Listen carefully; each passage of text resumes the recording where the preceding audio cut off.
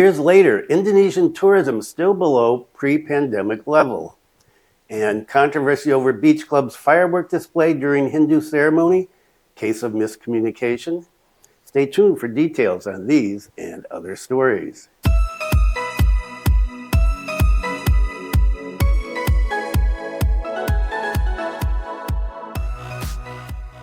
Selamat pagi. Welcome to the latest news from Bali in Indonesia. This is October 18th, 2024, and my name is Bruce. And what is the weather like today? It is hot. At 9 o'clock in the morning, it's already 30 degrees and 66% humidity, and the wind speed is 12.4 kilometers per hour, and sunny, and the ocean looks beautiful and still dry up here in Bulang. I don't know about the rest of the island. I haven't heard about any rain, but quite possibly. And if it's raining down by where you are, leave a comment. And a lot of stuff to talk about today, as usual. And I guess the story that's going viral is about the beach club, and we'll get to that. But first, let's talk about tourism levels, because, of course, tourism is a major concern in this country.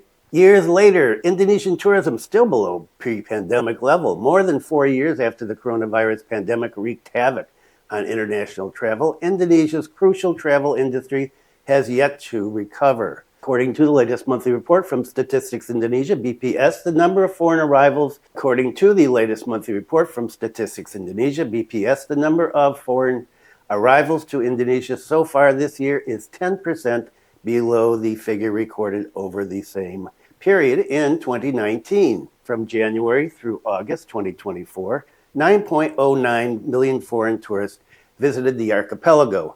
Despite annual increases every year since 2021, that cumulative figure remains below the 10.71 million arrivals recorded over the same 8-month period in 2019. Similarly, the Immigration Directorate General, which uses a wider measure for the number of visitors, also reported a decrease of foreign arrivals in 2024 compared to the pre-pandemic level in 2019.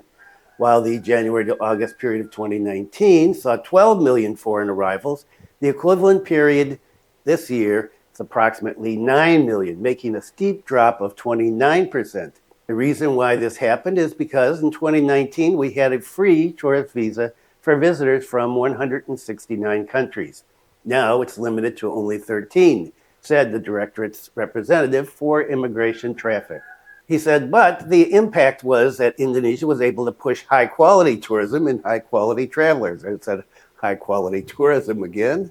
A researcher at Gadjah Mada's University Tourism Study Center explained the possible reasons behind the sluggish recovery. You couldn't tell in Bali. One of which was the fact that several previously international airports had their status downgraded to that of domestic airports, preventing them from accepting direct international flights. Closing international routes impacts the number of foreign tourists coming into the country. They will need to have many transits to access the destination. He also pointed to the need to stage more high-profile international events in the country, noted that international events were not as plentiful as before the pandemic, giving music or sports fans fewer reasons to visit Indonesia. Although there's the MotoGP Mandalika, it does not have that much mass appeal. So maybe the marketing strategy should be improved to be more spot on. Indonesia's reputation in key target markets for international events, particularly European countries, should be maintained, he urged, while there should also be efforts to attract more tourists from Asian countries such as Singapore, Malaysia, China, and India, by offering flight incentives for attending cultural events in Indonesia.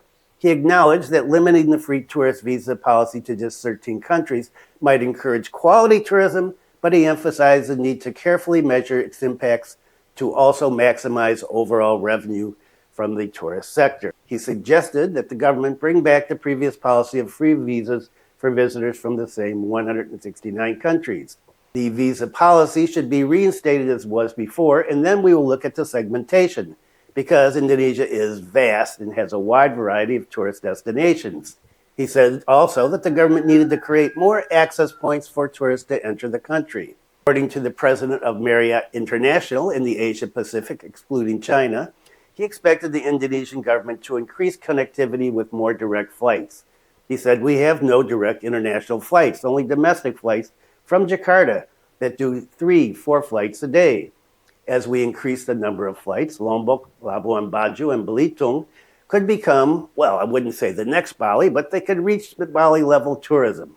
In February, Pak Sandiaga Uno, the outgoing tourism minister, admitted that Indonesia had been losing foreign tourists to neighboring countries, blaming inconvenient visa requirements and limited connectivity between Indonesian islands. PHRI, the Indonesian Hotel and Restaurants Association spokesperson, said Indonesia's competitiveness was still lagging behind neighboring countries such as Thailand and Malaysia. In terms of foreign tourist arrivals and overall market performance, Indonesia is behind. Furthermore, he noted that while hotel occupancy rates have increased over time, the revenue remains unevenly distributed, namely concentrated in popular tourist destinations such as Bali and now Kalimantan as a result of the development of Nusantara, the future capital. He stressed that compliance with regulatory requirements in tourist industries should be feasible for all local business players. As a case in point, he noted that rules for halal certification were too expensive for some actors in the industry. And so, overall, Indonesia is behind what the 2019 numbers were. But here in Bali, well, looks like it's gangbusters. People are coming here, well, constantly. And if you take a look down in the south, everything looks like it's going full blast. And that can be one of the problems. And so let's talk about this controversy that's going on over Finn's Beach Club and what they did the other day during a Hindu ceremony. Finn's Beach Club management accused of going too far, setting off fireworks while Hindu residents were holding a ceremony. Here's the explanation from the North Kuta police chief. And I'm going to have 4 segments on this, so hang in there. The entertainment management of Finn's Beach Club is suspected of being excessive, uncivilized, unethical, impolite, and no manners. In order to entertain guests, they dared to hold a fireworks party when the Hindu residents held a ceremony at Berawa Beach on Sunday, October 13th, a few days ago. Many parties regretted this because it was recorded by a cell phone camera and went viral on several social media sites. Boy, did it. It even drew criticism from other parties, starting with members of the government, such as Nilu Jelantik, and lawyers and the Bali provincial government and local residents, because the action is considered as intolerance, even to the point of insulting religion. A resident nicknamed Gung stated that Finn's Beach management had gone too far. It would be a lie, he said, if they didn't know that there was a ceremony on the beach, which was not that far away. The management, he said, is suspected of being uncivilized, unethical, lacking manners and politeness. Poor thing, most of the parents were praying there. They were immediately shocked by the fireworks. It was said, as workers at Finn's Beach Club or Balinese, it was if the club leader did not know anything. Yes, mediation has been carried out. Hopefully in the future it will not happen again, said this resident. Confirmed separately, North Kuta police chief confirmed this, and he said that this problem was because of miscommunication between the Klien Tegal and the management of Beach Club. He said, we've mediated earlier and it went smoothly and amicably. He added that the management of Finn's Beach Club did not know about the presence of Hindu residents from Banjar Tegal Gundul who were carrying out the ceremony on the beach. Stay tuned for another segment about this.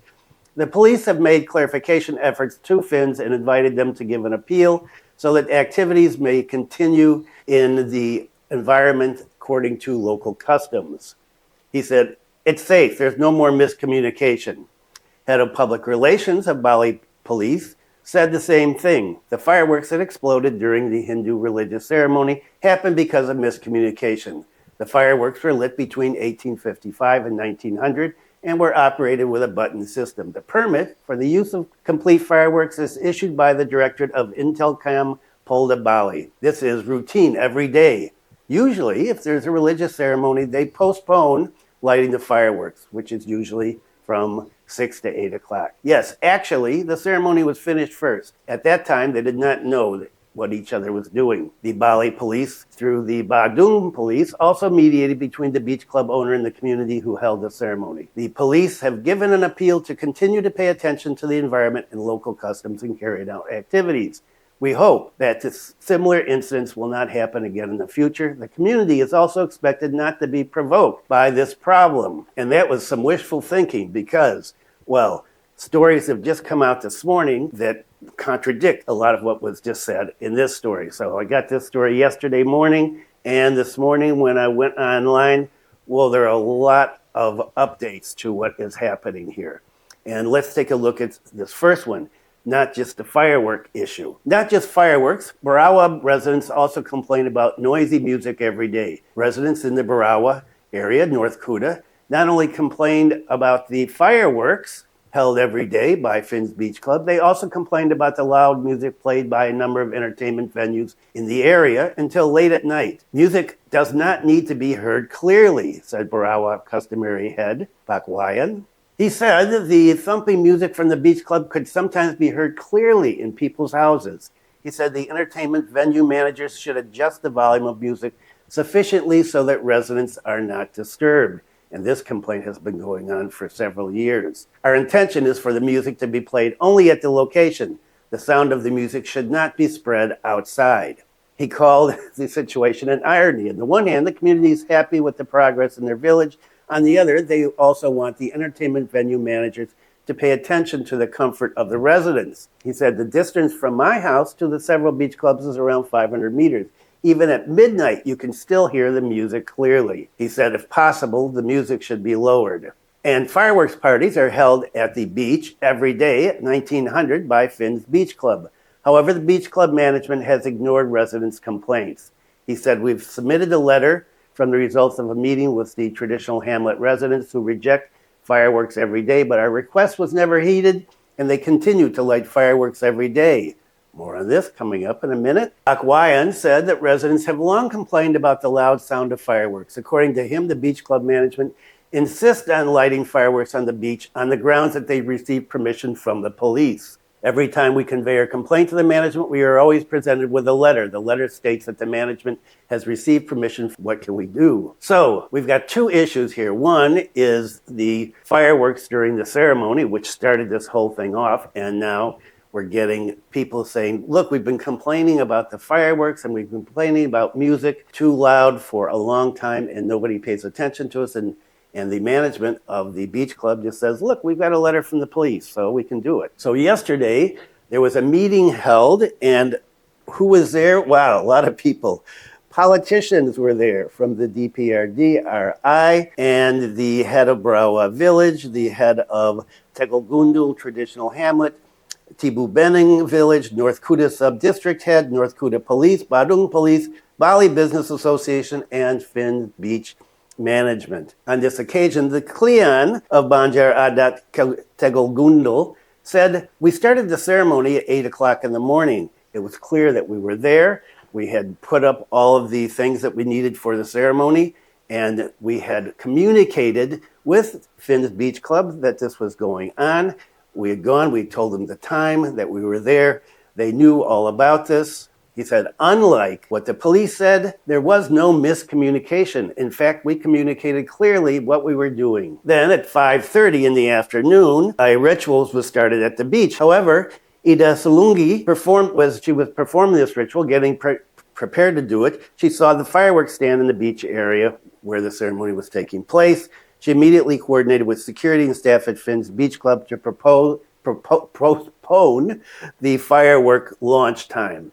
She asked that it be postponed for 30 minutes until they finished the ceremony. However, response was that it was impossible to postpone the fireworks display because the guests expected it, the customers of Finn's Beach Club. And so they went ahead and did it anyway. So the Cleon said there was not a case of miscommunication. They just ignored us. So let's get back to this meeting that happened yesterday. So the conclusion of the meeting was that there were several points that must be done by Finn's Beach Club.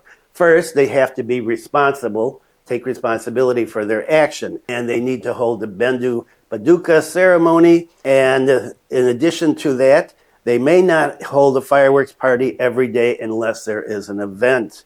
They can hold fireworks on Saturday, Sunday, maximum 2 times a week, and they need to get a recommendation from the local traditional village to do that. Third, Finns must turn down the music, pull the mattresses that are close to the beach back so that the feet of sunbathing guests do not stick up, because the place of the ceremony procession is below them. So you don't want people's feet up, and you've got the ceremony going down here, and you got people's feet there. Fourth, a notice board will be installed that Berawa Beach is a religious beach used for ceremonies as well as recreation. Fifth, fireworks are not allowed when there's a ceremony on the beach. Sixth, Finns are not allowed to prohibit people from holding ceremonies or telling them to move the ceremony location according to the beach club's wishes. Finally, there will be a summons to all beach clubs in North Kuta area, especially Berawa, Canggu, and the others there, to sign a memorandum of understanding to comply with customary rules regarding religious ceremonies. This means what can and cannot be done when religious ceremonies are taking place. All will be binding on applicable law. Hopefully in the future, Finns in a traditional village